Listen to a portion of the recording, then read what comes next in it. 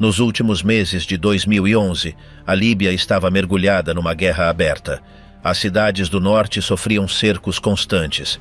O Estado, que durante décadas tinha sido controlado com mão de ferro por Muammar Gaddafi, fragmentava-se perante milícias e bombardeamentos estrangeiros. Sirte, o seu local de origem, tornou-se o último reduto de resistência, rodeado por combatentes decididos a pôr fim ao seu regime. Nesse cenário de colapso, sem instituições que funcionassem e com milhares de deslocados, desmoronava-se também a figura do dirigente que tinha dominado o país desde 1969. Durante mais de 4 décadas tinha moldado um sistema personalista, misturando repressão interna com um papel mutável no exterior. Quem foi realmente e qual foi o seu horrendo final? Um menino do deserto. Não havia registro oficial do seu nascimento. Só se sabia que ele havia chegado ao mundo em 1942, numa zona empoeirada nos arredores de Sirte, na parte central da costa líbia. A sua família, parte de uma tribo beduína que percorria o deserto em busca de pastagens e água, vivia em tendas rudimentares e dependia do gado. O seu pai era pastor e mal sabia ler. A sua mãe também não tinha educação formal. O ambiente era duro, sem comodidades nem acesso a serviços básicos. As condições extremas forjaram o seu caráter desde os primeiros anos. Ele aprendeu a mover-se entre a areia, o calor e a escassez, sem contato com as cidades nem com a vida moderna. Desde criança, ele testemunhou como os seus eram tratados como inferiores pelas autoridades urbanas, especialmente em Trípoli, onde os beduínos eram vistos como atrasados. A monarquia reinante, aliada aos interesses ocidentais, não representava as comunidades do interior. O petróleo ainda não havia transformado o país, e os contrastes entre os setores urbanos e as regiões rurais eram enormes. Nas zonas afastadas da capital, a pobreza era quase absoluta. As escolas eram escassas e as oportunidades nulas. No entanto, a sua família conseguiu que ele frequentasse uma pequena escola em Sirte. Ali ele começou a destacar-se. Os seus professores notaram que ele era aplicado, curioso e muito consciente do seu entorno. Embora não tivesse recursos, mostrava uma determinação incomum. Ele interessava-se especialmente por história e política, e muito em breve começou a fazer perguntas incômodas. Ele ouvia com atenção as notícias sobre o mundo árabe. Logo começou a falar com admiração de Gamal Abdel Nasser, o líder egípcio que promovia a unidade árabe e a independência frente ao colonialismo. O jovem líbio ficou fascinado pelo seu discurso e pela sua figura. Começou a copiar os seus gestos, as suas frases, a sua forma de vestir. Em 1956, quando ainda era um adolescente, aconteceu algo que o marcaria. Durante a crise de Suez, o Egito foi atacado por Israel, França e Reino Unido. Nasser nacionalizou o canal e desafiou as potências estrangeiras. Na Líbia, a maioria da população seguia os acontecimentos com atenção. O jovem organizou uma manifestação de estudantes em apoio a Nasser. Foi o seu primeiro ato político. Apesar da sua pouca idade, ele demonstrou liderança e capacidade de mobilização. Os professores o repreenderam, mas entre os seus colegas ele ganhou respeito. Desde então começou a pensar em organizar-se de forma mais séria. Ao terminar a primária, ele mudou-se para Saba, uma cidade maior no sul do país. Ali, ele ingressou numa escola secundária onde continuou os seus estudos. Nesse ambiente diverso, com estudantes de diferentes tribos e regiões, reforçou a sua visão nacionalista. Observava como a pobreza, a discriminação e o atraso eram partilhados por muitos e como a monarquia não oferecia soluções. Foi em Saba onde começou a formar um pequeno grupo de jovens com ideias semelhantes. Eles liam panfletos, analisavam discursos de Nasser, discutiam sobre o futuro da Líbia. Faziam isso em segredo, conscientes de que poderiam ser castigados. Em 1961, após terminar o ensino médio, decidiu inscrever-se na Academia Militar de Benghazi. Escolheu essa via porque considerava que o exército era a única instituição capaz de provocar uma mudança real. Não confiava nos partidos nem nas instituições tradicionais. Pensava que só os militares poderiam acabar com a monarquia e com a influência estrangeira. A sua passagem pela academia coincidiu com um período de agitação no país. O petróleo começava a gerar rendimentos importantes, mas a riqueza não era distribuída. O rei Idris mantinha uma atitude complacente com as companhias estrangeiras, e a maioria da população continuava excluída. Durante a sua formação militar, o jovem mostrou disciplina, ambição e um forte sentido de missão. Não era um aluno brilhante do ponto de vista técnico, mas destacava-se pela sua capacidade de liderança e pela sua convicção ideológica. Mantinha-se em contato com o seu grupo de Saba, que agora operava com mais discrição. Usavam pseudônimos e comunicavam-se através de notas cifradas. À medida que os anos avançavam, o seu pequeno círculo transformou-se numa célula bem organizada. Planeavam uma ação decisiva, mas sabiam que deviam esperar o momento adequado. Em 1963, realizou uma breve estadia no Reino Unido, onde participou num curso de treino militar. A experiência não o impressionou. Regressou com uma imagem negativa da cultura britânica, que considerava decadente e afastada dos valores do mundo árabe. Essa impressão reforçou a sua rejeição ao Ocidente. Estava convencido de que a Líbia devia libertar-se completamente de toda a influência estrangeira. Ao voltar, intensificou o seu trabalho clandestino. Já não era apenas um jovem com ideias. Agora tinha um plano. Em 1965, começou a redigir, juntamente com os seus companheiros, um projeto político. Chamaram-lhe o Projeto do Movimento Secreto. Estava inspirado no pensamento de Nasser e propunha a necessidade de uma revolução dirigida por jovens oficiais. O documento, embora rudimentar, continha os elementos básicos do que mais tarde seria a sua plataforma ideológica. Incluía críticas à monarquia, propostas para redistribuir a riqueza petrolífera e um apelo à unidade árabe. O grupo não tinha nome oficial, mas atuava com firmeza. Já não eram simples estudantes com sonhos. Estavam a preparar-se para tomar o poder. Em 1966, foi atribuído a uma unidade do exército perto de Trípoli. A transferência permitiu-lhe ampliar a sua rede de contactos, especialmente com outros oficiais jovens que partilhavam a sua visão de mudança. Nesse novo ambiente, pôde observar como outras unidades começavam a articular visões críticas do regime. Em vez de se limitar ao círculo de Saba, o seu projeto adquiria uma dimensão nacional. A vigilância continuava a ser intensa, por isso cada intercâmbio devia ser realizado com cautela. A ideia de uma ação coordenada tomava forma, mas sabiam que o risco era alto e que qualquer passo em falso podia expô-los. Em meados de 1968, a situação na Líbia tornou-se mais tensa. O rei estava doente e falava-se de uma possível sucessão. Os jovens oficiais perceberam que se aproximava uma oportunidade. Analisaram distintos cenários e decidiram avançar. Propuseram-se a agir antes que outro grupo tomasse a iniciativa. Nos primeiros meses de 1969, começaram a mobilizar-se. Realizaram reuniões mais frequentes, recolheram fundos, identificaram pontos-chave em Trípoli. O seu plano consistia em executar um golpe sem derramamento de sangue, aproveitando o descontentamento geral e a fraqueza do regime. Nesse ambiente, o jovem que havia nascido sem registro, criado entre cabras e vento do deserto, estava prestes a tornar-se o líder de um país. Tinha apenas 27 anos e nunca havia ocupado um cargo importante. Não tinha apoio internacional nem estrutura política, mas contava com algo que poucos tinham, uma rede de lealdades forjada na clandestinidade, uma visão clara sobre o futuro e uma determinação absoluta. A derrubada do rei Idris e a tomada do poder. Em meados dos anos 60, o jovem Gaddafi já havia se incorporado ao exército líbio após finalizar seus estudos em Benghazi. Sua passagem pela academia militar não só consolidou suas ideias panarabistas, mas também lhe permitiu estabelecer vínculos com outros oficiais de sua geração que compartilhavam sua visão de mudança.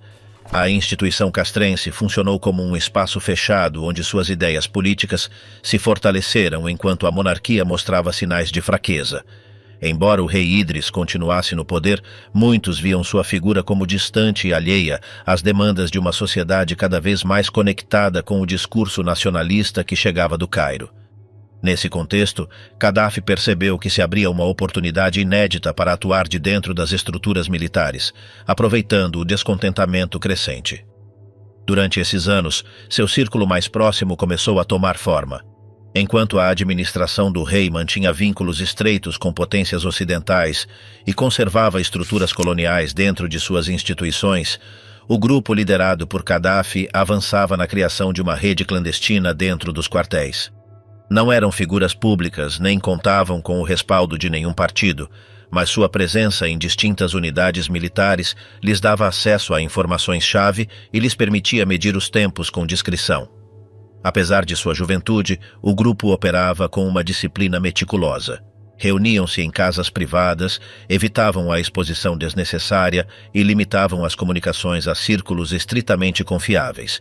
A figura de Gaddafi se consolidava como líder natural, não por seu posto militar, que era modesto, mas por sua capacidade para articular ideias e manter a coesão do grupo. Durante os anos prévios ao golpe, a Líbia vivia uma aparente estabilidade.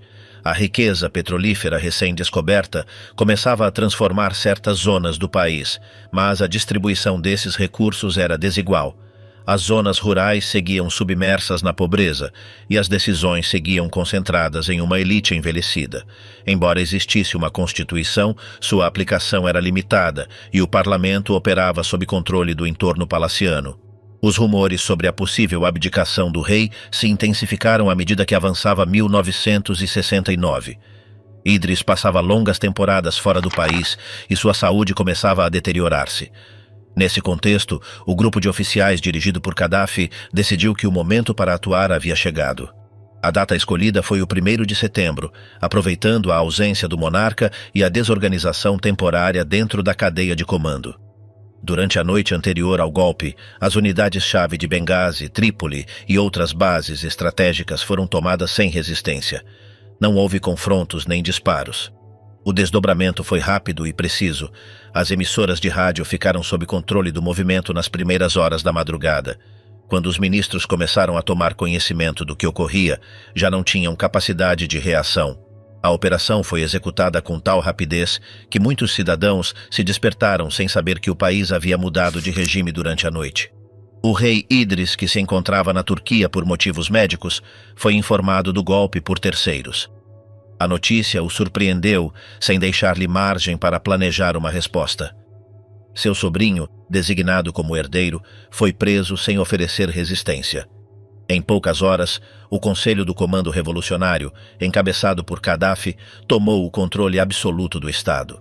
A primeira comunicação oficial do novo regime foi uma declaração por rádio, na qual se anunciava o fim da monarquia e o início de uma nova etapa republicana. A mensagem estava redigida em um tom solene, com referências à dignidade nacional, à justiça social e à necessidade de libertar o país da dependência estrangeira.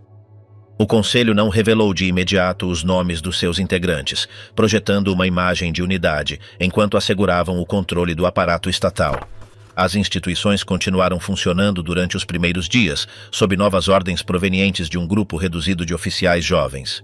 Nas ruas, a população reagiu com surpresa, mas sem mostras de resistência. Alguns setores celebraram o fim de um regime percebido como obsoleto, enquanto outros esperavam cautelosamente para ver a direção da nova liderança. A imprensa internacional descreveu o golpe como uma mudança sem violência e destacou a figura enigmática do jovem coronel que ainda não havia aparecido em público. Durante os dias seguintes, os meios estatais começaram a construir sua imagem como a de um líder austero, disciplinado e comprometido com o povo. As primeiras fotografias oficiais mostravam um Gaddafi sóbrio, sem uniforme de gala nem insígnias chamativas. Sua linguagem era direta e apelava constantemente à unidade nacional. Ao contrário de outros golpes militares na região, o seu não se apresentou como uma tomada de poder individual, mas sim como uma ação coletiva orientada a corrigir um rumo equivocado. Os demais membros do Conselho do Comando Revolucionário permaneceram em segundo plano. Embora formalmente fossem iguais, a voz de Gaddafi se impunha nos comunicados e nas decisões-chave. Sua influência não provinha de uma carreira militar destacada nem de vínculos familiares com elites tradicionais, mas sim de sua capacidade de articular uma narrativa que combinava o nacionalismo árabe com a identidade islâmica e a redistribuição da riqueza. À medida que as semanas passavam, o novo governo começou a implementar medidas simbólicas. Ordenou-se a nacionalização parcial de certos setores, fecharam-se bases estrangeiras e adotou-se uma política externa independente.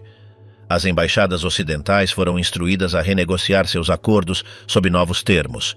O novo regime não buscava isolamento, mas sim deixar claro que a Líbia decidiria suas alianças a partir de uma posição soberana. O Conselho também lançou uma série de reformas internas. O sistema judicial foi reorganizado, os conteúdos educativos foram revistos e um controlo mais rigoroso foi imposto sobre os meios de comunicação. Em paralelo, foi criada uma estrutura de vigilância para monitorizar qualquer tentativa de restaurar a monarquia. Embora não houvesse execuções públicas nem repressão aberta nesses primeiros meses, o aparelho de segurança começou a fortalecer-se desde o início. Gaddafi insistia que a revolução devia ser defendida não só no discurso, mas também nos factos. Por isso, cada nomeação para cargos-chave era cuidadosamente avaliada. A lealdade à nova ordem tornou-se condição indispensável. Os laços com o regime anterior deixaram de ter validade institucional. A nova etapa avançava sem concessões a figuras do passado, e todo o gesto de dúvida ficava sob suspeita. No final de 1969, a figura de Gaddafi já ocupava o centro da cena nacional. Embora o Conselho continuasse a operar como órgão coletivo, ele era quem falava à imprensa, recebia delegações estrangeiras e assinava os decretos mais importantes. Os meios de comunicação estatais começaram a construir uma narrativa heróica em torno da sua liderança. A sua juventude era apresentada como símbolo de renovação, a sua formação militar como garantia de ordem e a sua origem humilde como prova de autenticidade popular. Em pouco tempo, o novo regime passou de ser uma experiência de oficiais idealistas para uma estrutura sólida encabeçada por um líder carismático que projetava confiança e firmeza. O golpe tinha sido incruento, mas o seu impacto fazia-se sentir em cada canto do país. A era monárquica tinha terminado, e no seu lugar começava uma revolução que prometia não deixar nada sem transformar. Consolidação do regime e a imposição do Livro Verde. Após o triunfo do golpe e a queda da monarquia, Muammar Gaddafi e o Conselho do Comando Revolucionário iniciaram um processo destinado a eliminar qualquer estrutura política prévia e a consolidar o novo regime. Mal instalado no poder, a Constituição de 1951 foi suspensa, o parlamento abolido e a proibição total de partidos decretada. As instituições tradicionais do reino foram anuladas e, em seu lugar, surgiu um aparelho estatal controlado diretamente pela junta de oficiais. A mensagem era clara: não seria aceite oposição nem alternativa à liderança do novo conselho. Nas primeiras semanas, foram lançadas purgas contra figuras ligadas ao rei Idris e contra todo aquele que pudesse encarnar resistência à mudança. A concentração progressiva do poder deixou para trás qualquer vestígio de pluralismo, marcando a passagem de uma junta coletiva para o domínio exclusivo de Gaddafi. O Conselho do Comando Revolucionário, encabeçado por Gaddafi como principal figura, assumiu o poder com o argumento de estar a levar a cabo uma profunda transformação do país. No entanto, cedo ficou claro que o novo regime se estruturaria em torno do controle absoluto do poder. As decisões políticas passaram a emanar exclusivamente do Conselho, sem espaço para deliberação pública nem representação parlamentar. A ausência de eleições foi justificada como uma rejeição aos modelos ocidentais, ao mesmo tempo que se fortaleciam os instrumentos de segurança interna. Desde os primeiros anos da década de 1970, a Líbia entrou num período de vigilância constante, onde a vida política foi substituída pela obediência à autoridade militar. Neste novo cenário, Gaddafi impulsionou o seu projeto ideológico particular. Inspirado no nacionalismo árabe, mas com contributos próprios, começou a formular o que mais tarde seria conhecido como o Livro Verde. Nele, o coronel pretendia oferecer um guia total para organizar a sociedade, apresentando-a como uma terceira via entre o comunismo e o capitalismo. O texto, publicado em várias fases ao longo da década, foi convertido em dogma oficial do Estado. Foi ordenado que fosse estudado em escolas, universidades, instituições públicas e também em reuniões comunitárias. A ideia de democracia direta plasmada no livro foi utilizada como justificação para dissolver qualquer tentativa de pluralismo. Segundo essa visão, o povo devia expressar-se em comitês populares, mas na prática estes órgãos estavam sob vigilância e controlo do regime. O texto foi promovido como um guia fundamental do novo sistema. O seu conteúdo era apresentado como inquestionável e esperava-se que a população o aceitasse como base indiscutível da ordem revolucionária. À medida que o Livro Verde se instalava como referência obrigatória, a repressão intensificou-se. Aqueles que mostravam dúvidas, discrepâncias ou críticas eram considerados inimigos da revolução. Surgiram tribunais especiais encarregados de processar opositores e multiplicaram-se os centros de detenção. O encarceramento arbitrário e a perda de contato com familiares detidos contribuíram para um clima social marcado pelo medo persistente. A vigilância tornou-se ubíqua, abrangendo desde instituições educativas até o próprio estamento militar, para antecipar qualquer sinal de desobediência ou fratura interna. Os cidadãos viram-se forçados a demonstrar lealdade pública, enquanto em privado reinava o temor. Os anos 70 foram também o momento em que o regime aperfeiçoou um sistema de delação e controle social. A população era incitada a informar sobre qualquer atividade suspeita, gerando um clima de desconfiança generalizada. Vizinhos, colegas de estudo ou de escritório podiam tornar-se informantes, e essa possibilidade reduzia o espaço para a expressão livre. As prisões por simples comentários eram comuns e eram utilizadas como advertência para o resto. O aparelho de segurança conseguiu assim estender sua influência inclusive nos âmbitos mais íntimos da vida cotidiana. O discurso oficial proclamava que a Líbia vivia uma revolução permanente que havia devolvido o poder ao povo. Na realidade, o controle estava nas mãos de um círculo reduzido de oficiais e da figura central de Gaddafi. As instituições tradicionais foram substituídas por comitês, e o regime construiu uma narrativa onde toda dissidência era equiparada a uma ameaça à revolução, legitimando assim o uso sistemático da repressão. Nas universidades, os estudantes eram obrigados a participar de atividades políticas organizadas pelo regime, onde se exaltava a ideologia do Livro Verde e se condenava os críticos como contra-revolucionários. As salas de aula se converteram em espaços de doutrinação mais do que de ensino acadêmico. Em pouco tempo, o regime instaurou um sistema onde as detenções arbitrárias se tornaram um recurso cotidiano para neutralizar qualquer dissidência. Para além dos julgamentos formais, surgiram espaços extralegais onde eram processados aqueles que eram apontados por questionar o discurso oficial. Os relatórios sobre abusos físicos começaram a vazar para fora do país, evidenciando um método sistemático para suprimir o desacordo. A repressão já não respondia a situações excepcionais, mas operava como um mecanismo constante para conservar o controle do poder. Enquanto isso, Gaddafi consolidava sua imagem no exterior como um líder desafiante do Ocidente. Sua política de confrontação internacional reforçava sua legitimidade interna, pois apresentava a repressão como parte de uma defesa frente a complôs externos. Nesse contexto, o Livro Verde também foi exportado e distribuído em outros países, promovido como modelo alternativo ao sistema capitalista e ao comunismo soviético. Na África e no mundo árabe, o texto circulava como símbolo de um projeto distinto, embora dentro da Líbia se impusesse como dogma sob ameaça. Os comitês populares, apresentados como expressão de democracia direta, multiplicaram-se em todo o país, mas na realidade funcionavam como estruturas de vigilância que asseguravam o controle do regime sobre todos os aspectos da vida diária. As reuniões eram vigiadas e as decisões deviam alinhar-se com a linha oficial. Qualquer dissenso podia traduzir-se em represálias imediatas. Através desses comitês, o regime alcançou uma presença constante na vida diária, desde assuntos laborais até a organização de bairros. O processo de consolidação do poder foi completado com a eliminação de toda referência ao sistema monárquico anterior. Foram apagados símbolos do reino, reescritas narrativas históricas e exaltada a Revolução de 1969 como o início de uma nova era. Gaddafi, ainda jovem, erigiu-se como figura central e indispensável.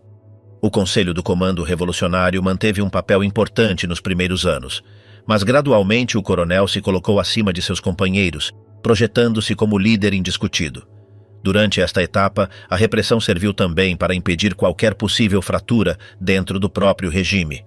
Os oficiais que mostravam ambições foram afastados, encarcerados ou enviados ao exílio. O poder foi se concentrando em um círculo cada vez mais estreito, onde a lealdade pessoal a Gaddafi era o critério fundamental. A década de 1970 ficou marcada por este modelo de controle político e social. A Líbia transformou-se num país sem partidos, sem imprensa livre, sem parlamento e com uma cidadania submetida ao dogma do Livro Verde. As prisões repletas e o clima de medo eram parte inseparável do sistema. O regime justificava cada medida como necessária para preservar a revolução, enquanto a população vivia numa constante tensão. Ao chegar ao final desses anos, o projeto ideológico de Gaddafi estava firmemente estabelecido. O Livro Verde tinha se convertido em referência obrigatória, os comitês populares na única forma de organização e a repressão em ferramenta permanente de governo. A maquinaria do regime funcionava com precisão. As estruturas do Estado respondiam a um único centro de poder, e qualquer forma de dissidência era assimilada como traição à revolução. Líbia contra o mundo. Após consolidar seu poder interno, Muammar Gaddafi dirigiu sua atenção para o cenário internacional. Desde meados da década de 1970, seu regime caracterizou-se por um confronto constante com o Ocidente, em especial com os Estados Unidos e o Reino Unido. O líder líbio buscou projetar seu país como um bastião revolucionário, disposto a desafiar as potências que considerava responsáveis pela dominação no mundo árabe e africano. Nesse contexto, a Líbia começou a se destacar não só por sua política petrolífera, mas também pelo apoio aberto a movimentos armados em várias regiões. A hostilidade de Gaddafi para com Washington intensificou-se ao acusar os Estados Unidos de interferir nos assuntos internos dos países árabes e de manter bases militares em territórios que considerava parte da soberania regional. O coronel transformou essa rivalidade em um elemento central de seu discurso, repetindo em fóruns internacionais que a Líbia não se submeteria a pressões estrangeiras. No mesmo período, Londres foi alvo de críticas semelhantes, por seu vínculo histórico com o reino derrubado e pela presença de interesses econômicos no país. Essas tensões marcaram o início de uma longa confrontação diplomática que logo transcenderia a episódios de violência direta. Na segunda metade dos anos 70, Gaddafi ampliou sua influência exterior através do financiamento e apoio a grupos considerados insurgentes em diversas partes do mundo. Desde facções palestinas até organizações na Irlanda do Norte, passando por movimentos na África Ocidental e Central, o regime líbio apresentava-se como patrocinador de causas que diziam lutar contra a opressão. Essa política gerou alarme nos governos ocidentais, que começaram a identificar a Líbia como um Estado que exportava desestabilização. O país foi apontado como responsável por treinar militantes em campos localizados em seu território e por fornecer armamento para ações fora de suas fronteiras. As denúncias de participação líbia em atentados e operações encobertas multiplicaram-se ao longo da década seguinte. Na Europa, foram relatados ataques em discotecas, aeroportos e ruas movimentadas que, segundo investigações posteriores, contavam com vínculos com agentes líbios. Essa crescente implicação colocou o país na lista de estados patrocinadores do terrorismo elaborada por Washington. Em resposta, várias embaixadas líbias foram submetidas a um isolamento progressivo e a restrições diplomáticas. Um dos episódios que acentuou essa deterioração ocorreu em Londres em 1984, quando um disparo efetuado da missão diplomática líbia provocou a morte de uma agente policial britânica durante uma manifestação de opositores em frente ao edifício. O fato gerou uma crise de enormes proporções e levou à ruptura total de relações entre a Líbia e o Reino Unido. A confrontação com os Estados Unidos atingiu níveis mais graves durante a presidência de Ronald Reagan. No discurso estadunidense, Gaddafi foi definido como um dos líderes mais perigosos do mundo e como ameaça direta aos interesses de Washington. A tensão cresceu em razão de incidentes no Golfo de Sidra, onde a Marinha Líbia reivindicava soberania sobre águas que os Estados Unidos e seus aliados consideravam internacionais. Conflitos aéreos e navais nessa zona terminaram com aeronaves líbias derrubadas, alimentando a retórica de confrontação. Nesse contexto, o governo norte-americano decidiu dar um passo além, planificar um ataque direto contra instalações do regime. O bombardeio de Trípoli e Benghazi, em abril de 1986, foi a culminação dessa escalada. Aviões norte-americanos lançaram mísseis contra objetivos militares e residenciais, entre eles o complexo de Bab al-Azizia, residência habitual de Gaddafi. Embora o coronel tenha sobrevivido, vários dos seus familiares foram mortos e a ação deixou um saldo de civis falecidos. Washington justificou a operação como represália pelo atentado contra uma discoteca em Berlim frequentada por soldados norte-americanos, do qual responsabilizou agentes líbios. A ofensiva foi condenada por numerosos países, mas ao mesmo tempo consolidou a imagem da Líbia como um Estado abertamente confrontado com o Ocidente. Apesar do golpe, Gaddafi não moderou o seu discurso. Após o bombardeio, reforçou a mensagem de resistência e apresentou o seu país como vítima de agressão imperialista. As concentrações públicas multiplicaram palavras de ordem contra os Estados Unidos, enquanto no plano internacional se buscava apoio em África e entre movimentos não alinhados. No entanto, a pressão externa não parou de crescer. A estratégia de apoiar grupos armados e de manter operações no estrangeiro continuava a gerar reações adversas. O episódio que marcou um ponto de não retorno no isolamento líbio foi a tragédia de Lockerbie em dezembro de 1988. Um avião da companhia Pan Am explodiu sobre essa localidade escocesa, causando a morte de mais de 270 pessoas. As investigações internacionais concluíram que a operação tinha sido organizada com participação direta de agentes líbios. A partir desse momento, a comunidade internacional adotou sanções severas. O Conselho de Segurança das Nações Unidas aprovou resoluções que impunham restrições diplomáticas, proibição de voos e embargo de armamento contra a Líbia. Lockerbie não só aprofundou a hostilidade internacional, mas também serviu de argumento para prolongar as sanções durante uma década. Durante a década de 1990, essas sanções provocaram uma deterioração considerável na economia líbia. A indústria petrolífera, principal fonte de receitas, foi afetada pela dificuldade em aceder a peças de reposição e tecnologia. As companhias aéreas nacionais ficaram impossibilitadas de operar rotas internacionais e o comércio externo sofreu um retrocesso drástico. Em paralelo, os contactos diplomáticos com a Europa e a América do Norte ficaram reduzidos ao mínimo. A imagem do coronel como líder marginalizado acentuou-se, e a sua figura foi cada vez mais associada à noção de um governante rebelde isolado. O regime respondeu tentando projetar autossuficiência. Gaddafi insistia em que as sanções eram prova da força líbia perante a conspiração estrangeira. A nível interno, o aparelho propagandístico utilizou o bloqueio como justificação das dificuldades econômicas e como recurso para exigir mais lealdade da população. Ao longo do isolamento, a qualidade de vida deteriorou-se de forma constante. A escassez de recursos afetou todos os níveis da sociedade, desde os serviços básicos até o sistema educativo, que ficou cada vez mais desconectado do mundo exterior. O caso Lockerbie continuou a dominar a agenda diplomática durante anos. Washington e Londres exigiam a entrega dos suspeitos líbios para serem julgados nos seus territórios, enquanto Trípoli se recusava a reconhecer essa autoridade. Após prolongadas negociações, alcançou-se um acordo em 1999 para que os acusados fossem julgados num tribunal neutro nos Países Baixos, sob supervisão escocesa. Esse passo permitiu a suspensão parcial das sanções, embora o país tenha continuado sob forte escrutínio. O julgamento e a posterior condenação de um dos envolvidos confirmaram a responsabilidade de agentes líbios no atentado, o que manteve a pressão internacional sobre o regime. Cada nova acusação internacional alimentava a percepção de um regime que não só se opunha à ordem ocidental, mas que o fazia através de ações que desafiavam abertamente os marcos legais globais.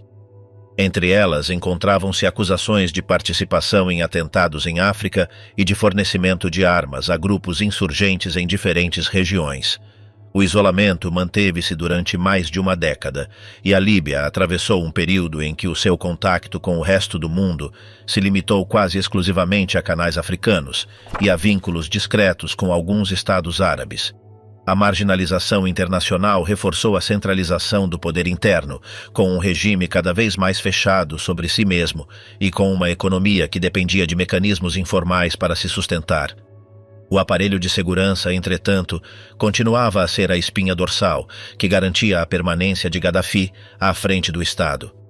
O enfrentamento com o Ocidente, o apoio a movimentos armados, o bombardeio de 1986 e as sanções derivadas de Lockerbie terminaram por configurar a imagem da Líbia como um país pária na cena internacional. Durante esses anos, o regime sustentou-se na retórica de resistência e no controle interno, enquanto a população sofria as consequências de um isolamento quase absoluto. Gaddafi terminou simbolizando as tensões de uma era marcada pelo conflito entre regimes desafiadores e a ordem estabelecida, pagando por isso um alto preço em legitimidade internacional. O giro estratégico após a Guerra Fria. O fim da Guerra Fria e o colapso do bloco soviético deixaram a Líbia numa posição frágil. Durante anos, o país esteve sob sanções e isolamento, mas o mundo transformava-se e o regime precisava de se adaptar. O líder líbio entendeu que devia redesenhar a sua estratégia se queria assegurar a continuidade do seu poder. O primeiro sinal dessa mudança foi o início de conversações discretas para reduzir tensões com a Europa e, de maneira gradual, com os Estados Unidos. Já não se tratava de se mostrar como um inimigo irredutível do Ocidente, mas sim de abrir portas que durante décadas havia mantido fechadas. O regime esteve anos assediado pelas sanções internacionais decorrentes do atentado de Lockerbie, e o desgaste econômico era evidente. Os rendimentos provenientes do petróleo já não compensavam as restrições impostas, e os efeitos do bloqueio acumulavam-se em todos os setores. A pressão das Nações Unidas havia limitado severamente a capacidade da Líbia de comerciar com o exterior. Nesse contexto, a direção política começou a explorar caminhos de reinserção. Foi uma viragem lenta, cheia de cautelas, mas representava uma mudança fundamental. As negociações intensificaram-se no final dos anos 90. Delegações europeias viajaram para Trípoli e abriram-se canais com diplomatas britânicos. O regime aceitou entregar a 2 suspeitos líbios para serem julgados pelo caso de Lockerbie, um gesto que foi interpretado como uma concessão inédita. Embora na Líbia a propaganda tenha apresentado a decisão como um ato de soberania, no exterior foi vista como a prova de que o coronel estava disposto a abandonar o seu isolamento. Este passo abriu o caminho para a suspensão das sanções e um alívio econômico imediato. Com a chegada do novo século, Gaddafi decidiu aprofundar essa linha. Em 2003, surpreendeu ao anunciar o abandono do programa de armas de destruição em massa. Para a comunidade internacional, foi um golpe inesperado, já que durante anos os serviços de inteligência haviam suspeitado que a Líbia procurava armas nucleares e químicas. O líder líbio procurou com este gesto demonstrar que não representava já uma ameaça e que podia tornar-se um parceiro aceitável. A decisão foi tomada após intensas conversações secretas com os Estados Unidos e o Reino Unido, e foi apresentada como uma prova de responsabilidade. Na prática, respondia à necessidade de assegurar a sobrevivência do regime num contexto global marcado pela invasão do Iraque e pela ofensiva norte-americana contra governos acusados de apoiar o terrorismo. O abandono do programa nuclear teve consequências imediatas.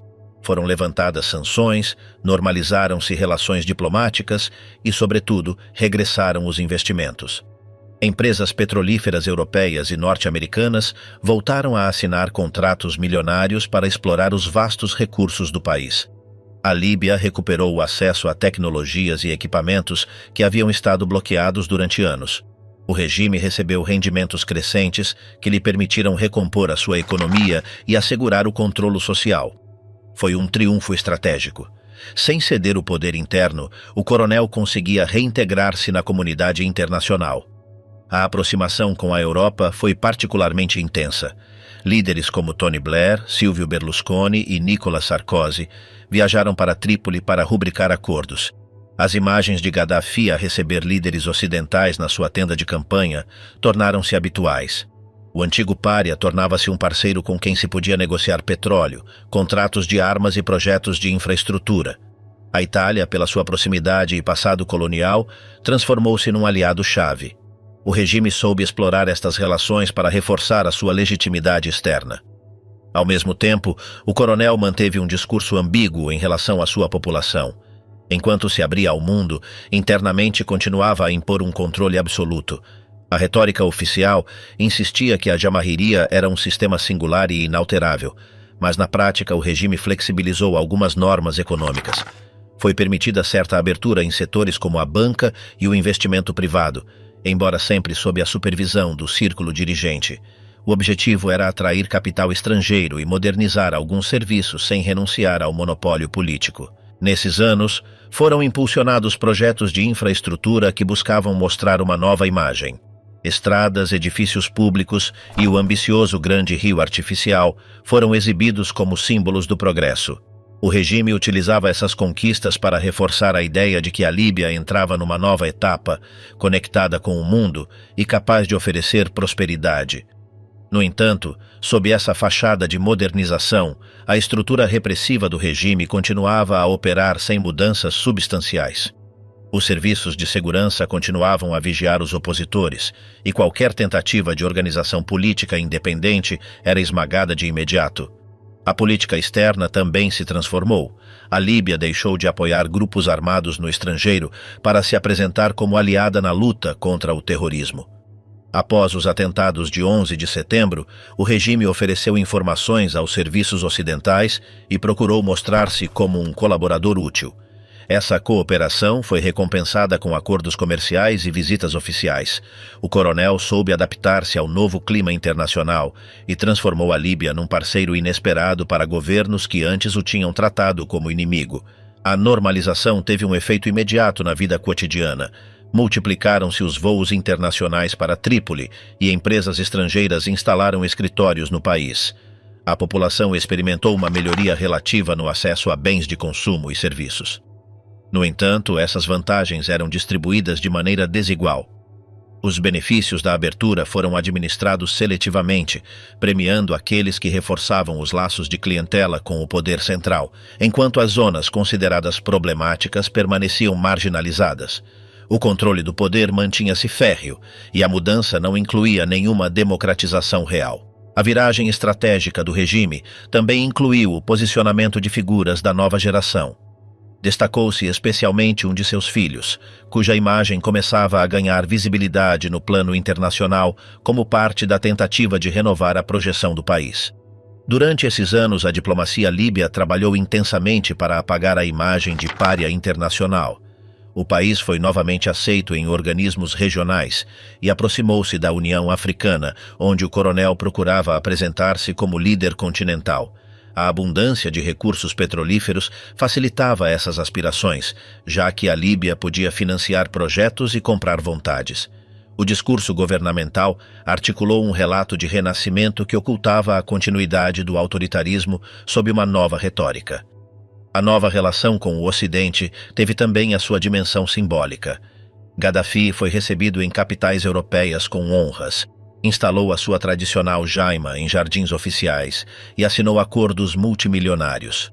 O contraste com a imagem de anos anteriores era notável.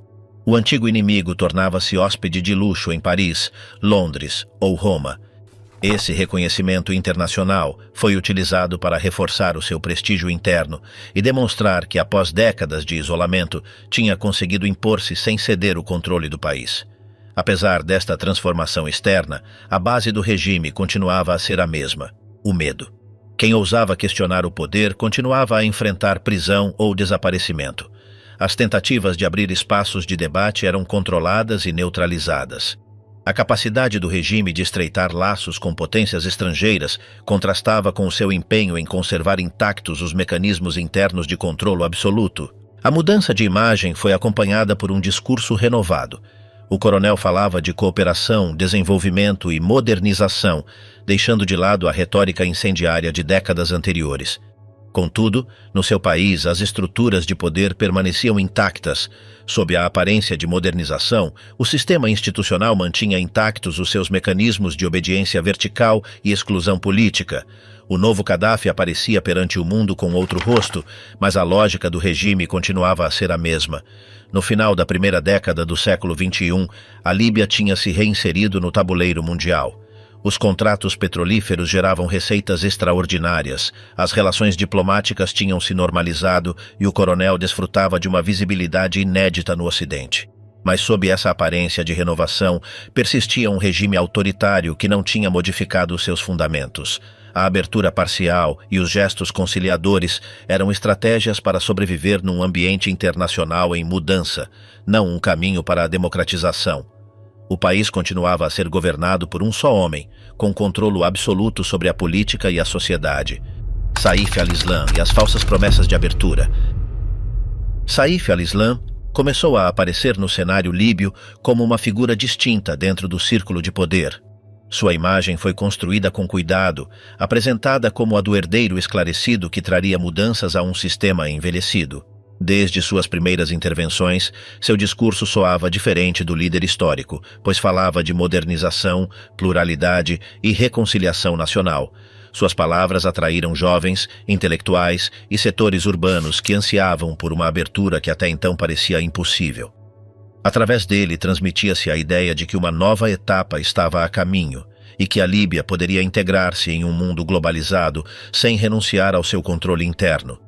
Seu rosto começou a ser utilizado como emblema de renovação, mesmo enquanto o regime conservava sua arquitetura autoritária. Nesse contexto, Saif impulsionou iniciativas que pretendiam abrir espaços controlados para a sociedade civil. Foram apresentados programas de apoio a artistas, escritores e jornalistas que viram uma oportunidade limitada para expressar visões diferentes. Também foram promovidas ONGs com aval oficial, que funcionavam como veículos de propaganda sem autonomia real. Esses gestos geraram a sensação de que um muro de repressão estava sendo levantado de forma gradual, mas a realidade mostrava outra face. Qualquer crítica que ultrapassasse os limites fixados pelo Estado continuava sendo punida com dureza. Os centros de detenção continuavam operando e a vigilância social persistia como base estrutural do sistema. A miragem reformista cumpria sua função tanto para dentro quanto para fora, sem alterar o fundo do poder. As mensagens de Saif foram amplificadas em universidades estrangeiras e fóruns internacionais. Sua passagem por centros acadêmicos europeus contribuiu para criar a imagem de um reformista com credenciais intelectuais sólidas. Dali projetava uma narrativa que falava de reconciliação com o passado e da necessidade de superar os anos de isolamento.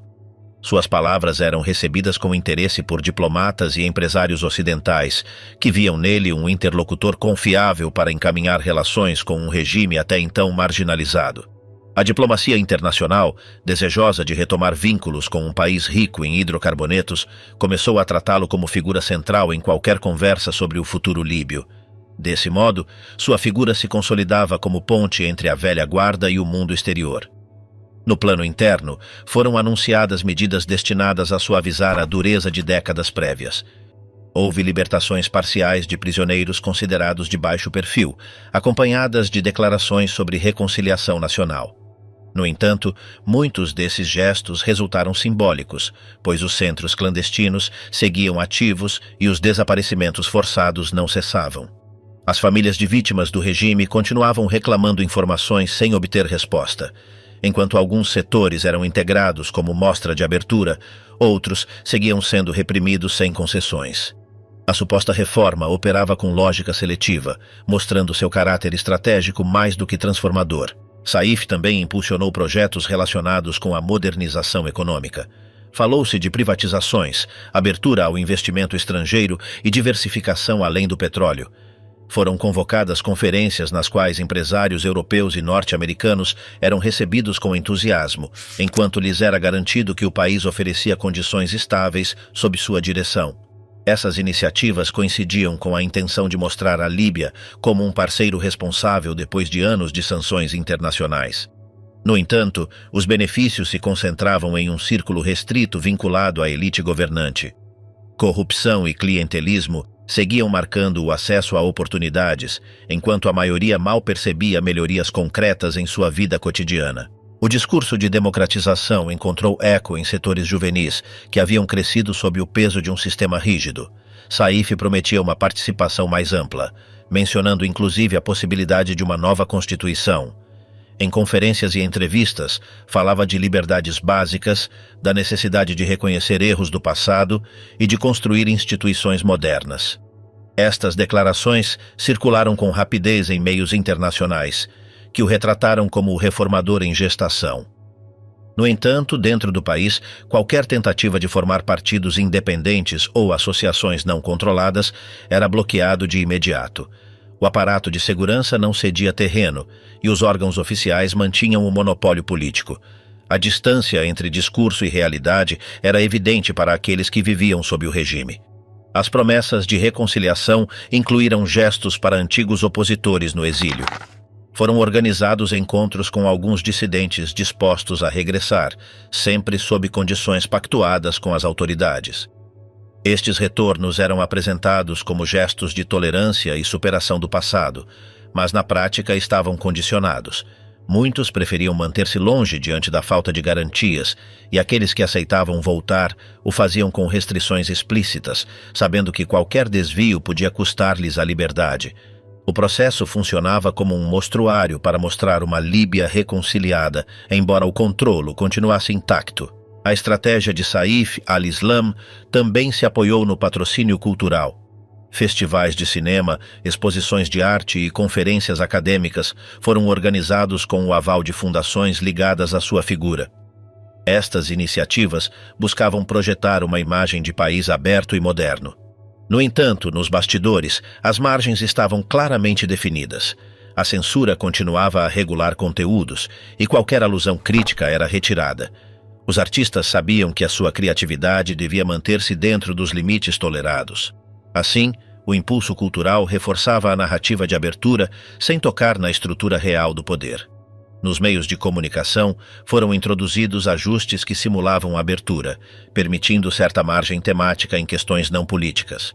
Algumas publicações começaram a cobrir assuntos culturais e sociais que antes não tinham espaço, o que contribuiu para projetar uma imagem de renovação. No entanto, as linhas vermelhas permaneciam firmes. As estruturas do poder permaneciam fora de todo questionamento. Sob essa premissa, o sistema informativo conservou o seu papel como instrumento subordinado, onde toda a aparente diversidade era cuidadosamente contida. As promessas de modernização incluíram também o terreno jurídico. Saif falou em várias ocasiões da necessidade de substituir o emaranhado de normas revolucionárias por um quadro legal mais moderno. Foi mencionada a profissionalização dos tribunais e a busca por maior transparência. Não obstante, o sistema judicial permaneceu subordinado aos organismos de segurança. A independência judicial não chegou a concretizar-se e o aparato legal continuou a ser utilizado como instrumento de pressão. Em consequência, as propostas legais ficaram como parte do catálogo de promessas sem materializar. A nível internacional, Saif tornou-se o rosto amável do regime.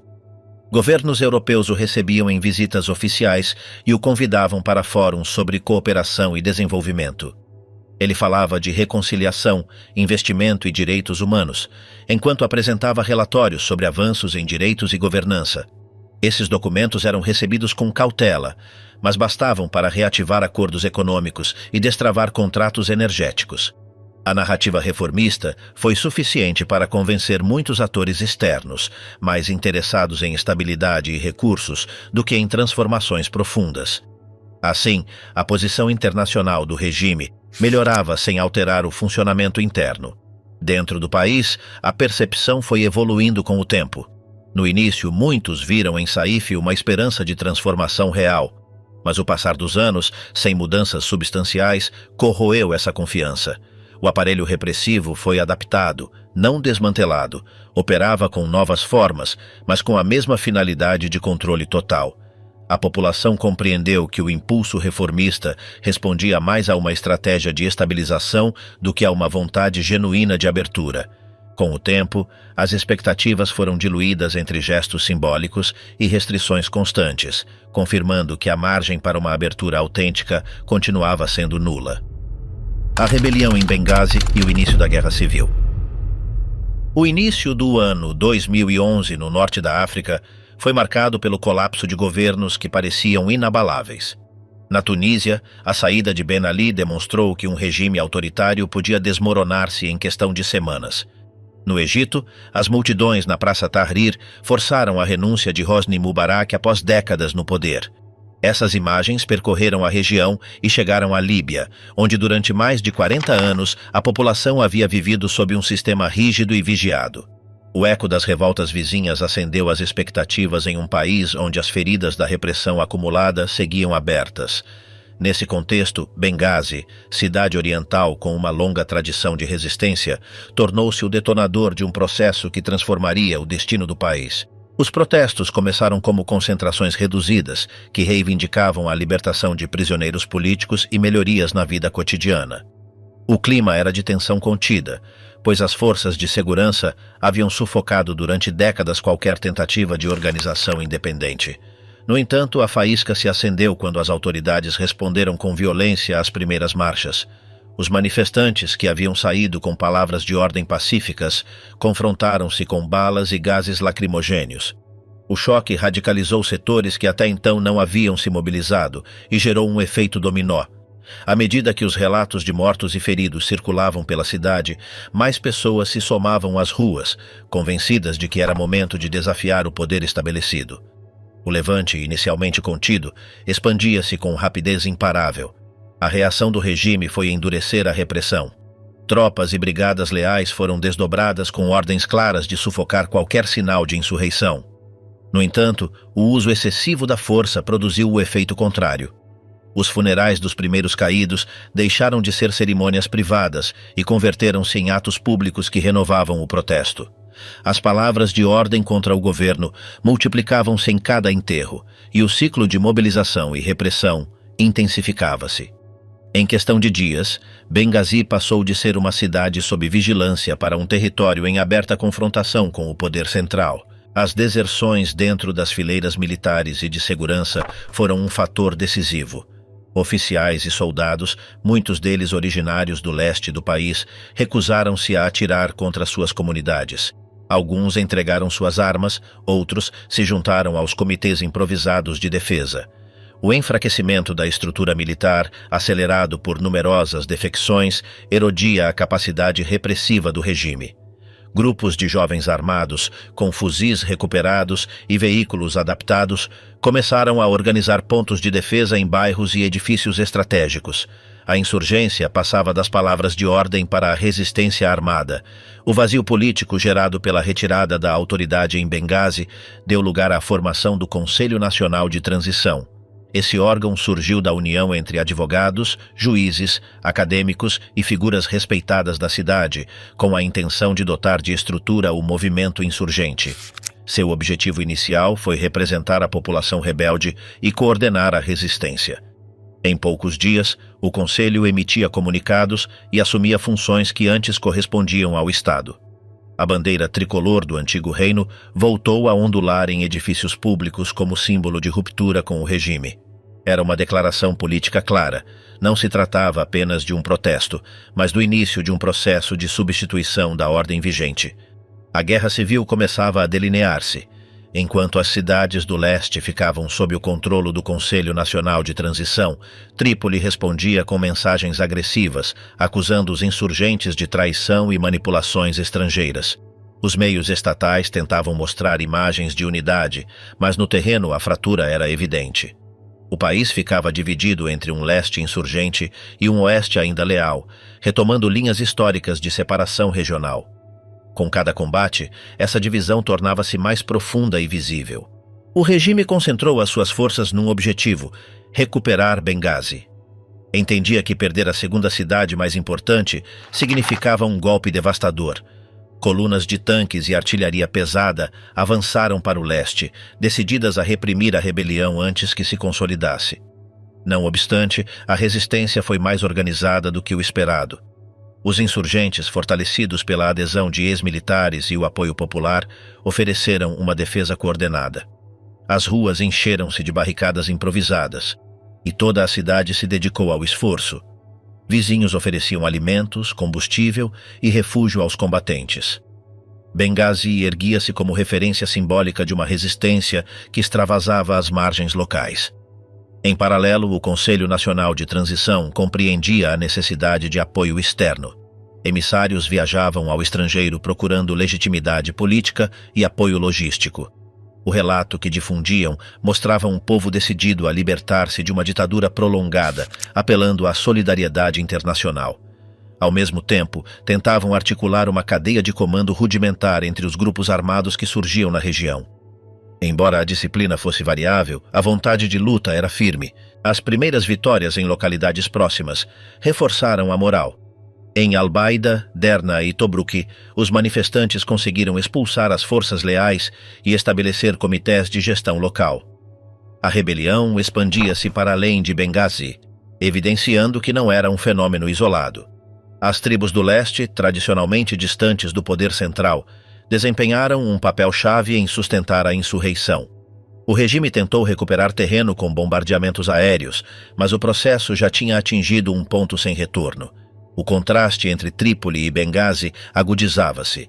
Na capital, o líder aparecia rodeado de seguidores em imagens cuidadosamente produzidas, enquanto prometia resistir até ao fim. No leste, a realidade mostrava-se em colunas de fumo, edifícios destruídos e barricadas. Os meios internacionais começaram a mudar o enfoque. O que tinha começado como protesto pacífico transformava-se em guerra aberta. A cidade do leste convertia-se em símbolo e centro operativo de uma rebelião que desafiava diretamente o regime mais longevo da região. À medida que os combates aumentavam no leste do país, diversas organizações começaram a documentar o que ocorria no terreno. Testemunhos e gravações mostravam o impacto direto da ofensiva sobre setores civis. Em Benghazi, hospitais colapsavam e bairros inteiros ficavam isolados pelos confrontos. A cidade, convertida em epicentro do Levante, enfrentava um risco crescente de destruição total. Diante desse cenário, o Conselho Nacional de Transição intensificou seus contatos com governos estrangeiros, alertando sobre uma possível chacina se não se agisse a tempo. A nível interno, a insurreição marcou a ruptura definitiva do mito de invulnerabilidade do regime. Durante décadas, havia-se imposto a ideia de que qualquer dissidência era inútil, mas a perda de controle sobre o leste demonstrava o contrário.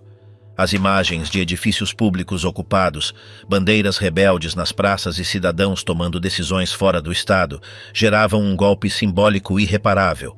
O regime ainda conservava recursos e territórios-chave, mas havia perdido o monopólio da autoridade. O que começou em Benghazi acendeu uma mecha que não poderia ser apagada. A Líbia entrava numa nova etapa, com o conflito expandindo-se além de suas ruas para todo o território nacional. A intervenção da OTAN e a queda de Trípoli. A crise na Líbia entrou em uma nova etapa quando o Conselho de Segurança das Nações Unidas aprovou a resolução que autorizava o uso da força para proteger a população civil.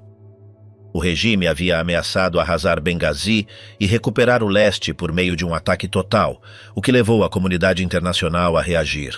A resolução permitiu estabelecer uma zona de exclusão aérea e autorizou os Estados-membros a empregar todos os meios necessários para deter os avanços das forças leais. A medida abriu caminho para a intervenção militar da OTAN, que rapidamente assumiu o comando das operações. A partir desse momento, o conflito líbio deixou de ser um assunto interno e transformou-se no palco de uma ação militar internacional sem precedentes no país. Os primeiros bombardeios foram direcionados contra a defesa antiaérea e as bases aéreas controladas pelas forças do regime. O objetivo era neutralizar a capacidade de ataque aéreo e criar condições para que os rebeldes pudessem resistir sem serem esmagados do céu. Em questão de horas, os aviões da aliança destruíram radares, sistemas de mísseis e hangares. As imagens de colunas de fumaça nos arredores de Trípoli e em bases militares próximas foram divulgadas imediatamente. A superioridade tecnológica da coalizão ficou clara desde o início, pois os sistemas de defesa líbios mostraram-se incapazes de responder de forma eficaz. O aparato militar que havia sustentado o regime durante décadas foi superado pelo poder de fogo de uma operação conjunta liderada por potências ocidentais. Após o ataque inicial, a campanha concentrou-se em atingir as unidades terrestres que avançavam em direção às cidades rebeldes. Os comboios blindados e as concentrações de artilharia tornaram-se alvos prioritários. Os aviões da OTAN patrulhavam diariamente o espaço aéreo, prontos para atacar qualquer movimento que representasse uma ameaça direta contra a população. Para os insurgentes no terreno, o efeito foi imediato. Pararam de enfrentar bombardeios constantes e puderam reorganizar suas posições. Em Benghazi, o medo de um assalto final dissipou-se e a população recuperou a confiança. A mudança estratégica revelou-se crucial, pois transformou uma resistência em retirada em um movimento capaz de recuperar terreno. Em Trípoli, o regime denunciou a intervenção como agressão estrangeira e tentou mobilizar a população com discursos que apelavam à resistência contra a invasão. Os meios de comunicação oficiais transmitiam imagens de concentrações em praças, onde era demonstrado apoio ao líder. No entanto, a pressão militar e o isolamento diplomático eram cada vez mais asfixiantes. A capital vivia sob bombardeios seletivos que atingiam edifícios do aparato estatal, centros de comando e arsenais. Embora a OTAN insistisse que os ataques visavam unicamente objetivos militares, a vida diária dos habitantes da capital foi profundamente alterada. As sirenes e explosões tornaram-se parte da rotina noturna, enquanto a população procurava refúgio em porões e mesquitas. O avanço dos rebeldes, apoiados pelos ataques aéreos, foi constante ao longo do verão de 2011. Cidades que estavam sob o controle do regime começaram a cair uma após a outra. A rota para Trípoli foi se abrindo graças à combinação de ataques aéreos e levantamentos locais que enfraqueciam as defesas. Misurata, cenário de combates particularmente duros, resistiu a um cerco prolongado até que a pressão aérea permitiu aos insurgentes romper o isolamento. A cidade costeira tornou-se um símbolo da resistência e a sua libertação impulsionou ainda mais o avanço em direção à capital. O regime, incapaz de manter o controle sobre o conjunto do território, recuava à medida que as frentes de batalha se aproximavam do coração do poder. A queda de Trípoli começou a ser gestada quando os rebeldes conseguiram coordenar um ataque de várias direções. Colunas provenientes de Misurata, Zawiya e da região montanhosa de Nafusa convergiram para a capital. A OTAN intensificou os bombardeamentos contra posições estratégicas, destruindo depósitos de armas e centros de comunicações. Em paralelo, células clandestinas na própria Trípoli começaram a mobilizar-se, atacando postos de controlo e criando caos em diferentes bairros. O regime tentou responder desdobrando as suas brigadas mais fiéis, mas a pressão revelou-se insustentável. Em questão de dias, os combates trasladaram-se para o centro da cidade, com confrontos em torno de edifícios governamentais e em avenidas principais. O complexo de Bab al-Azizia, símbolo do poder do líder durante décadas, caiu nas mãos rebeldes após intensos combates, alterando definitivamente o controle sobre a capital. A imagem de rebeldes ocupando a residência que havia sido cenário de recessões oficiais e discursos televisivos foi um golpe simbólico irreparável para o regime. As bandeiras do Conselho Nacional de Transição ondearam sobre o complexo, enquanto se difundiam cenas de arquivos pessoais e retratos destruídos.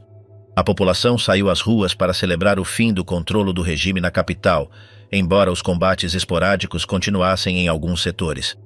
A queda de Trípoli não significou o final imediato do conflito, mas sim representou a perda do centro político e administrativo mais importante.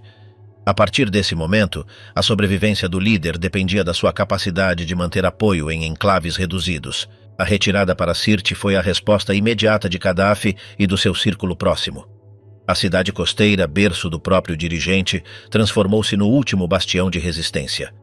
Ali se concentraram leais, brigadas armadas e familiares, convencidos de que poderiam resistir ao cerco. Sirte converteu-se em refúgio, mas também em armadilha. Os ataques aéreos continuaram a atingir as rotas de acesso, e os comboios que tentavam transportar suprimentos eram destruídos do ar. O cerco foi se fechando, reduzindo a margem de manobra. Enquanto isso, o Conselho Nacional de Transição trasladou a sua base política para Trípoli e começou a consolidar a sua autoridade como novo poder reconhecido por grande parte da comunidade internacional. Em paralelo, a perseguição judicial também avançava. O Tribunal Penal Internacional emitiu ordens de prisão contra o líder, alguns dos seus filhos e colaboradores próximos, acusando-os de crimes contra a humanidade. Estas acusações reforçavam a pressão global e reduziam ainda mais as possibilidades de negociação. Os países que no passado haviam mantido vínculos com o regime começaram a reconhecer o Conselho como representante legítimo do país.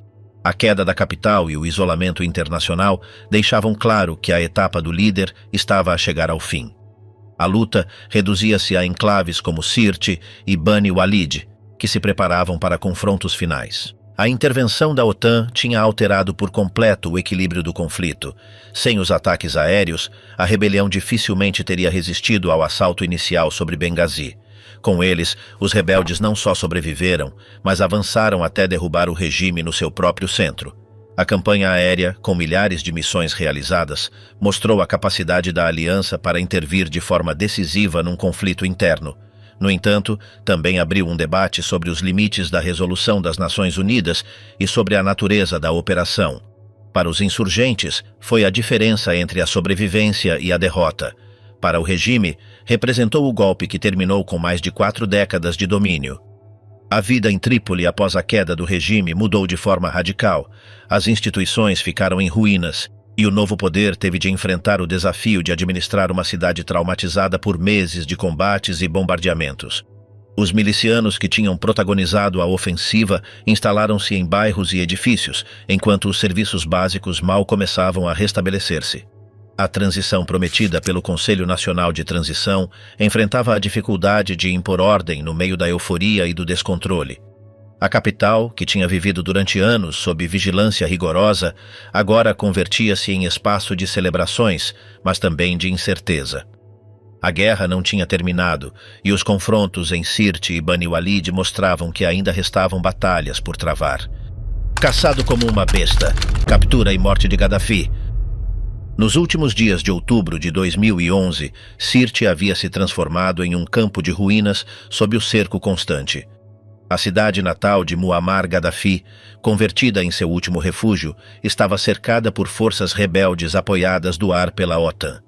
Os bairros que outrora abrigavam famílias leais ao regime estavam devastados pelos bombardeios, as ruas cobertas de escombros e veículos carbonizados. Nesse ambiente, o antigo dirigente permanecia oculto em uma rede de túneis e moradias destruídas, acompanhado por um círculo reduzido de guarda-costas. Sem acesso regular à água potável, com comida escassa e sem comunicações, o homem que havia dominado a Líbia durante mais de 4 décadas se encontrava isolado, sem comando nem contato com o exterior. As forças rebeldes haviam concentrado sua ofensiva em torno de Sirte, porque entendiam que ali se refugiavam os últimos símbolos da resistência. As brigadas que cercavam a cidade recebiam relatórios sobre a presença do líder em algum ponto do centro urbano, embora sem precisão. Durante dias, os ataques aéreos contra comboios em fuga se intensificaram e os drones vigiavam o terreno buscando sinais do dirigente. A pressão militar era insustentável. A cada jornada caíam novas posições defensivas e os leais ficavam confinados a uma área cada vez menor. Na madrugada do 20 de outubro, um comboio de veículos blindados e caminhonetes saiu da zona onde se refugiava. O acompanhavam membros de sua guarda pessoal e figuras de confiança. A coluna avançou entre ruas destruídas com a intenção de abandonar a cidade rumo ao sul, para regiões onde ainda existiam simpatizantes. Mas a tentativa foi interceptada. A aviação francesa, parte da coalizão internacional, detectou o movimento e lançou um ataque preciso. Vários veículos foram atingidos por mísseis, explodindo no meio do caminho. O comboio ficou desarticulado e os sobreviventes fugiram em diferentes direções. Gaddafi, atordoado e coberto de poeira, refugiou-se junto a uns poucos homens em um tubo de concreto de um dreno subterrâneo, entre ratos, água estagnada e escombros. Acostumado durante anos a se apresentar em luxuosas recepções, ele se encontrava agora agachado debaixo da terra, enquanto lá fora retumbavam disparos e vozes de perseguição. Os rebeldes, guiados por informações de reconhecimento aéreo, rastreavam a área com intensidade crescente. Pouco depois do meio-dia, combatentes de Misurata localizaram o dreno onde ele se escondia. Foram ouvidos gritos quando o descobriram dentro do tubo, ferido e desarmado. As imagens tiradas com telefones celulares mostravam um homem confuso, arrastado entre empurrões por uma multidão que não parava de agredi-lo. O momento da captura foi caótico. Dezenas de combatentes se aglomeraram, gravaram a cena e o exibiram como troféu diante das câmeras. Durante o transporte improvisado para um veículo, os golpes e as agressões continuaram. Alguns tentavam levá-lo com vida, mas a pressão da multidão era incontrolável. Entre os confrontos, ocorreram atos de brutalidade que deixaram marcas visíveis em seu corpo. Os insultos, os disparos para o ar e a desordem refletiam a falta de autoridade clara. O trajeto para Misurata, onde deveria ser apresentado, transformou-se em um linchamento sem freio. O ex-governante era tratado como espólio de guerra, reduzido à condição de prisioneiro indefeso. A execução ocorreu sem julgamento nem processo. Sua morte, provocada por impactos de bala a muito pouca distância, ficou registrada em múltiplas gravações que circularam imediatamente por todo o mundo. Os restos mortais foram trasladados para Misurata, onde se decidiu exibir o corpo em um frigorífico industrial. Durante dias, centenas de pessoas fizeram fila para ver o dirigente caído. A cena se tornou um espetáculo. Alguns o celebravam como justiça, outros o registravam com morbidez. A exposição prolongada gerou críticas internacionais por sua falta de dignidade. O destino final do cadáver foi mantido em segredo. Temendo que sua tumba se transformasse em lugar de peregrinação ou disputa, as novas autoridades ordenaram um enterro clandestino no deserto. Apenas um grupo reduzido participou do sepultamento, realizado de madrugada e sem cerimônia pública. Assim terminou a história física de quem havia dominado a Líbia durante mais de 4 décadas. Embora seu corpo tenha desaparecido, as imagens de sua queda ficaram gravadas na memória coletiva. No entanto, esse fim não trouxe consigo ordem nem justiça. O linchamento, em vez de inaugurar uma transição pacífica, deixou exposta a ausência de estruturas capazes de garantir legalidade ou reconciliação. A violência do desfecho antecipava a desordem que se aproximava. Para grande parte da população, ver o antigo líder convertido em cadáver era o sinal indiscutível de que a era do regime havia terminado, embora o futuro imediato não oferecesse clareza nem promessas. Com o passar do tempo, também começaram a emergir aspectos menos visíveis do regime que liderou. Durante décadas, Gaddafi havia cultivado uma figura enigmática e marcante. Seus trajes, suas encenações teatrais e seus costumes fora do protocolo. Mas junto a essa imagem sustentava-se uma rede de práticas privadas, que só foram conhecidas com maior detalhe após sua morte. Entre elas, encontrava-se a existência de uma escolta feminina pessoal, apresentada como uma força leal e simbólica. Anos depois, começaram a circular relatos sobre a verdadeira natureza desse ambiente, composto por mulheres cuja presença respondia a relações de poder marcadas pela desigualdade e pelo controle pessoal do líder. Investigações posteriores revelaram que em algumas residências oficiais havia quartos fechados ao acesso público utilizados para fins alheios ao protocolo. Alguns testemunhos recolhidos após a queda do regime aludiam a uma seleção direta de pessoas jovens, muitas vezes durante visitas institucionais, que eram trasladadas sem explicações para esses espaços. Ali, o poder do líder era exercido de maneira unilateral, sob uma lógica que deixava as vítimas sem possibilidade de defesa. A isso somavam-se operações extraterritoriais impulsionadas pelos serviços do regime. Durante anos, opositores no exílio foram alvo de vigilância, ameaças ou ações encobertas. A mensagem era clara: a dissidência não era tolerada em lugar nenhum, e a mão do regime podia alcançá-los mesmo fora da Líbia. A riqueza que sustentava esta estrutura era imensa. Proveniente das receitas petrolíferas e administrada com opacidade, era utilizada para sustentar redes clientelistas, financiar operações políticas e reforçar um estilo de vida alheio à realidade cotidiana da maioria. Embora os números exatos nunca tenham sido confirmados, distintas estimativas internacionais o colocavam entre os chefes de Estado mais ricos do continente. Esse sistema de poder não estava documentado em leis nem visível nos órgãos oficiais. Operava em paralelo, protegido pelo medo, pelo silêncio e pela obediência. A sua queda não só deixou vazios institucionais, também revelou uma estrutura informal de abusos que durante anos tinha sido naturalizada por aqueles que a temiam ou a serviam. A morte de Gaddafi não foi apenas o fim de um regime, mas o colapso de uma arquitetura de poder que se estendia para além do visível. Derrubado o líder, o que emergiu foi um país fraturado, ferido e cheio de cicatrizes ocultas. E também uma memória que, pouco a pouco, começou a contar o que durante tanto tempo se tinha calado.